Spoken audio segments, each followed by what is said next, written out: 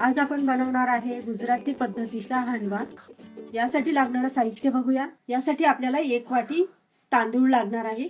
त्यानंतर 1 वाटी तांदळासाठी अर्धा वाटी चणा डाळ, 3 चमचे मूग डाळ घ्यायची आहे। यानंतर 2 चमचे उडीद डाळ, पांढरी उडीद डाळ, त्यानंतर 1 चमचा तूर डाळ। हे सर्व साहित्य एकत्र करायचं आहे। तांदूळ घालायचे पातेल्यामध्ये, त्यानंतर चणा डाळ, उडीद डाळ, तूर डाळ आणि आता हे सर्व मिक्स करून घ्यायचं। पाणी घालायचं यामध्ये आणि छान असं 2 ते 3 पाण्याने धुवून घ्यायचं स्वच्छ। चांगलं स्वच्छ धुवून पाण्यामध्ये भिजत घालायचं आहे 3 तासासाठी। यामध्ये कोमट पाणी घालू शकतो आपण, त्यामुळे पटकन भिजून होतं ते सर्व धान्य। याप्रमाणे आपण हे सर्व डाळी आणि तांदूळ एकत्र करून भिजण्यासाठी ठेवले होते। याप्रमाणे छान असे भिजून झालेले आहे। आता आपल्याला हे ग्राइंड करून घ्यायचे आहे। आता हे मिक्सरच्या भांड्यात घालायचे आणि आपल्याला यासाठी 1 वाटी दही लागणार आहे। पाणी घालायचं नाही, दही घालूनच आपल्याला हे ग्राइंड करून घ्यायचं आहे।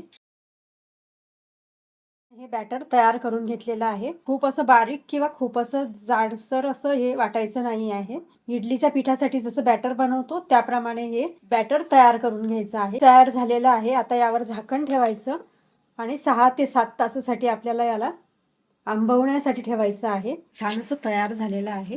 1 वाटी किसून घेतलेला दुधी, अर्धा वाटी गाजर किसून घेतलेलं, थोडे वाटाणे, हिरवे ओले वाटाणे, 1 चमचा आलं लसूण मिरचीची पेस्ट, मीठ चवीनुसार, हळद, हिंग। आता आपल्याला काय करायचं आहे, याच्यामध्ये एक थोडीशी फोडणी घालायची आहे। तर 1 चमचा तेल गरम करायला ठेवायचं। तेल चांगलं गरम झाल्यावर यामध्ये थोडी मोहरी घालायची, थोडं जिरं घालायचं आणि छान असं तडतडू द्यायचं आहे। अगदी थोडासा हिंग घालायचा।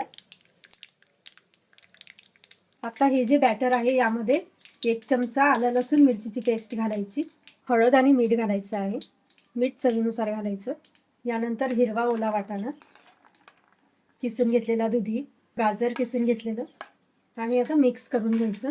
पण जी फोडणी तयार करून घेतलेली होती तीही चांगली गार झालेली आहे। आता ही फोडणी यावर घालायची, गार झाल्यावर घालायची, नाहीतर मग गोळे तयार होतात। आणि चांगली मिक्स करून घ्यायचं आहे। हे बॅटर याप्रमाणे झालं पाहिजे मिक्स केल्यावर। खूप असं पातळ किंवा घट्ट व्हायला नको। आपण ज्याप्रमाणे इडलीचं पीठ तयार करतो त्याप्रमाणे हे पीठ तयार झालं पाहिजे। आणि जर दुधीच्या रसामुळे आणि गाजराच्या रसामुळे जर ते पातळ झालं, पातळ वाटलं, तर यामध्ये तुम्ही थोडासा रवा मिक्स करू शकता, बारीक रवा। तेल चांगलं गरम होऊ द्यायचं आहे। तेल चांगलं गरम झाल्यावर यामध्ये मोहरी घालायची, थोडंसं जिरं घालायचं आहे, हिंग घालायचं, कढीपत्ता घालायचा आणि आता यावर हे बॅटर तयार करून घेतलेलं आहे आपण, हे यावर घालायचं आहे। गॅसची फ्लेम स्लो करायची। जर आपल्याला वाटलं हे बॅटर जास्त आहे तर आपण 2 वेळेस हे तयार करून घेऊ शकतो। आता यावर झाकण ठेवायचं। मंद आचेवर आपल्याला हा हांडवा शेकून घ्यायचा आहे। आता 10 ते 12 मिनिटं लागलेले आहे। एका बाजूने छान असा हा हांडवा शेकून झालेला आहे। छान असा सुगंध दरवळायला लागलेला आहे।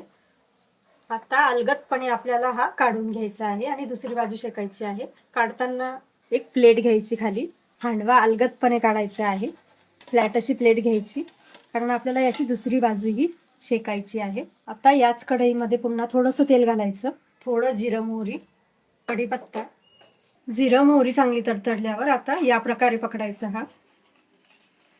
एक खालच्या बाजूने 1 चमचा किंवा सराटा घ्यायचा आणि वरच्या बाजूने फ्लॅट असा कुठलाही चमचा घेऊ शकता आणि याप्रमाणे पकडायचा आहे, नाहीतर तो तुटून जाऊ शकतो।